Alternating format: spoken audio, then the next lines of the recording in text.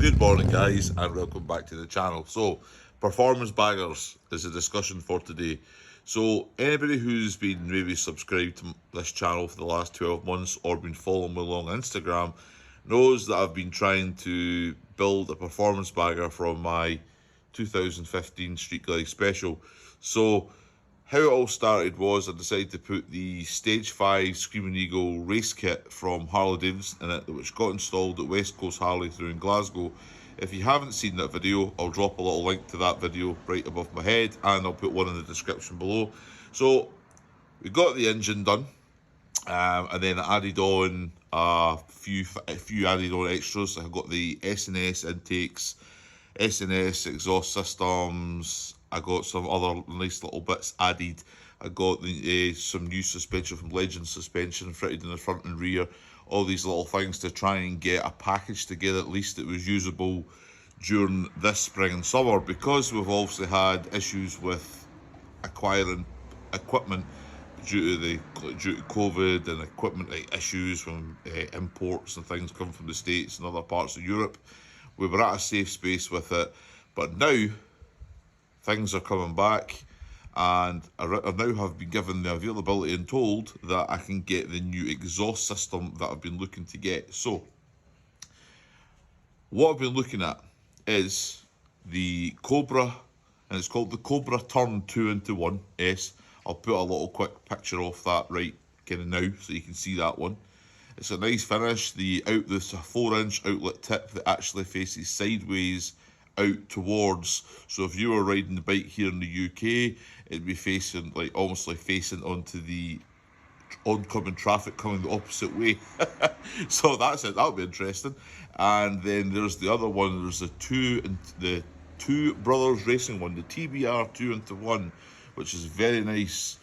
It's the same idea, but it's not got a turn-in exhaust tip that faces onto the basically onto the opposing traffic. It is just a normal straight out the back 4-inch exit. It's called the Compass system.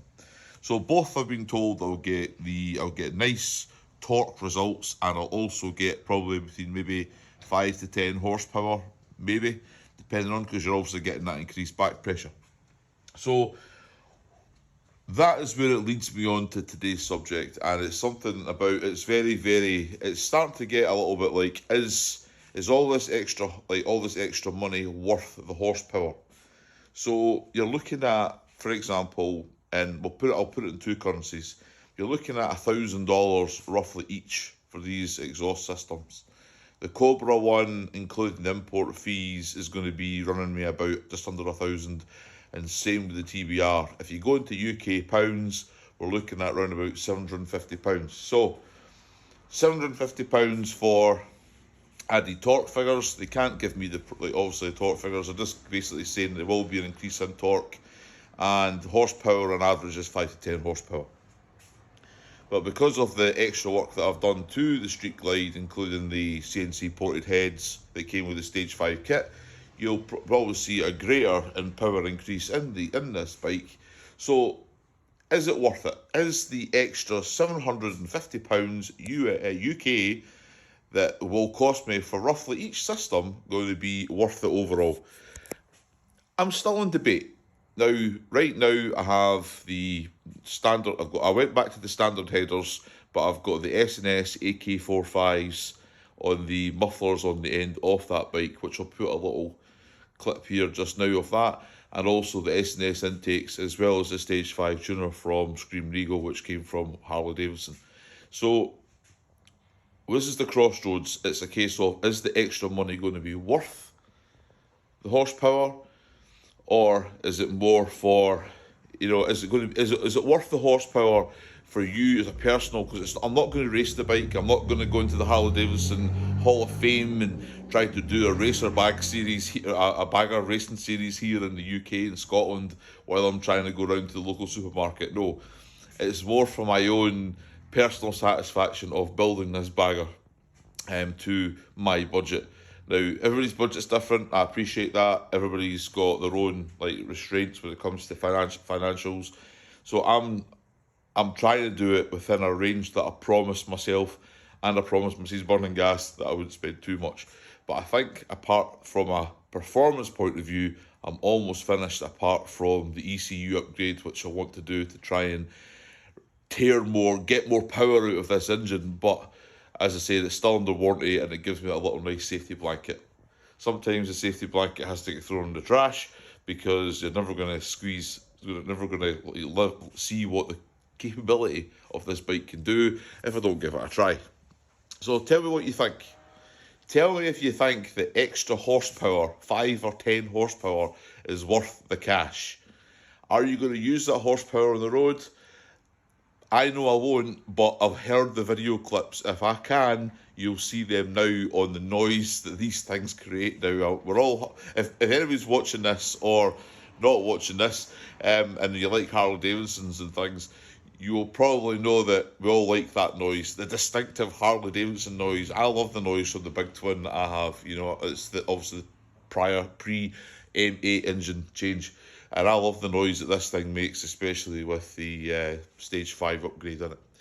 And that exhaust system makes it sounds very angry and very, very dangerous at the same time.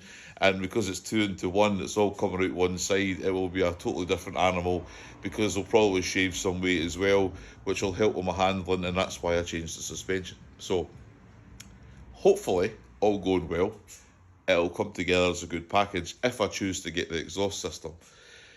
But that is why when winter coming now, this is the time to do it, because if I take the bike exhaust system off myself, and then get the new exhaust on it, or if I haven't run out of time, I've got time to do it because the bikes won't be run, because we're in the first week of October now.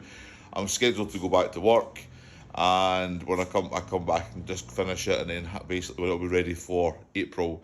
So hopefully that's what's going on over the next couple of weeks. If I decide to do it, then I will post an update on here and on Instagram on the exhaust system that I did choose to buy. However, it never ends. So before that, if I do choose to get an exhaust system, or if anybody leaves a comment in the box below what exhaust system they prefer, then what I'll do is I'll actually go and get a roll and road done. If I can find one open, I'll get a roll and road done pre-exhaust change out, and I'll get one afterwards so I can get some figures to see where we're at with it. It'd be interesting to see what £750, $1,000 actually gets for your money if we decide to go this path. It's too tempting right now. Everything's opened up now. People are coming out with special offers.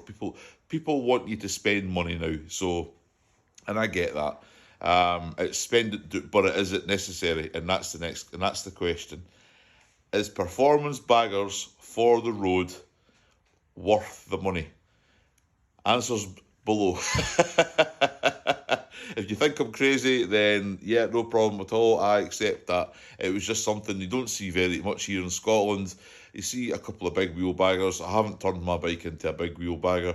I've just turned it into more a performance bagger for the road, for myself and my own abilities. So let me know what you think in the comments section below. Hope you guys are enjoying the videos. Hope you're enjoying the content just now.